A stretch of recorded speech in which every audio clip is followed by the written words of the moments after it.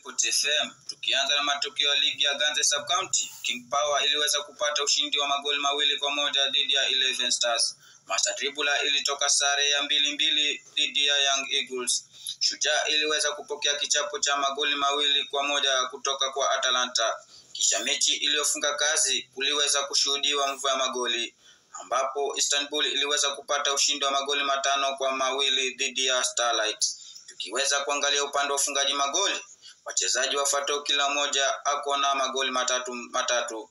Alex Garama wa Istanbul, Baraka Kalume wa Atalanta, Juma Mramba wa King Power, Kasomali Charo wa Atalanta na Rama David Karisa wa Starlight.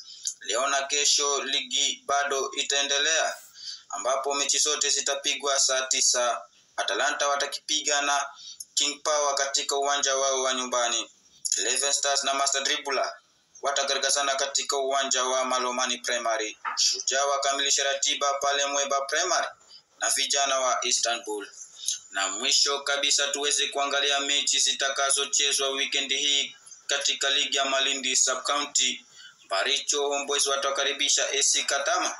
Langobai United watakuwa uwanjani Mkondoni Junction kumenyana na Mkondoni FC. Red Commandos watakipiga na Susobora FC katika kiwanja cha Raukani Guard. African Stars watakuwa uwanjani Baricho kwa Mwanzele kumenyana na viongozi Mark Rangers. Na mechi itakayofunga weekend hii, Hatimayo FC watakuwa nyumbani kukipiga na Kombeni FC. Kumbuka mechi hizi zitapigwa pale mwendo wa saa 9.